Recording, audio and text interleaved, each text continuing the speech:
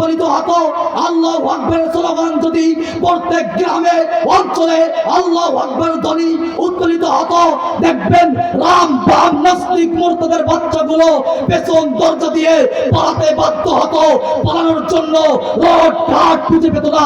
চিৎকারতে বলুন ঠিক কিনা?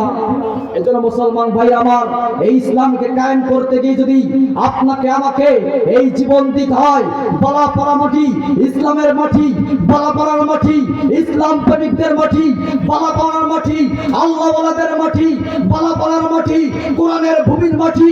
এই বালাপাড়া থেকে ইসলামকে খুন করে দিয়ে ইসলামকে বাতিল করতে কেউ পারেনি, আর পারবে না। এই বালাপাড়া থেকে যদি কেউ ইসলামকে ত্যাগ করতে চায়, ওদের চামড়া তুলে লবণ লাগাতে হবে। কথা বলেন ঠিক কিনা? এদের মুসলমান ভাইরা আমার, আল্লাহ পাক এই ইসলামকে এই বাংলার জমিনে আনাচে কানাচে ছড়িয়ে দেওয়ার তৌফিক দান করুন। আগামীর বাংলাদেশ যেন ইসলামের বাংলাদেশ হয়, আগামীর বাংলাদেশ যেন নবীওয়ালার বাংলাদেশ হয়, আগামীর বাংলাদেশ যেন এই কোরআন দিয়ে শাসিত হয়।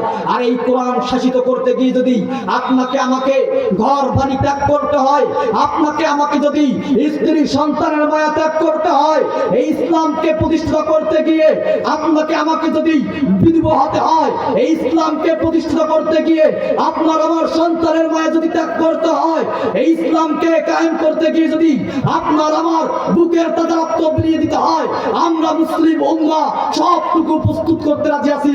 চিৎকার দিয়ে বলুন ঠিক কিনা? মুসলমান ভাই আমার, সময় সংক্ষিপ্তে অনেক আলোচনা আছে।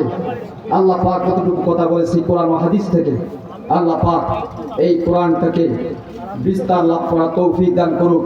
এই বালাপাড়া জমিনে আল্লাহ পাক এই ইসলামকে কায়েম করা তৌফিক দান করুক। আগামীর বাংলাদেশ যেন ইসলামের বাংলাদেশ হয়, আগামীর বাংলাদেশ যেন আলেম ওলামাদের বাংলাদেশ হয়, যেখানে থাকবে না আর খুনাখুনি, যেখানে থাকবে না আর হারামখুরি, যেখানে থাকবে না আর গাজাগাজি, যেখানে থাকবে না আর নারী ধর্ষণ, যেখানে থাকবে না আর পাটপাড়ি। এজন্য আল্লাহ পাক এই ইসলামকে এই বালাপাড়া জমিনে কায়েম করার তৌফিক দান করুক। আর সমাজে যদি ইসলাম কায়েম হয়, দেখবেন আমাদের সমাজে এমনও কিছু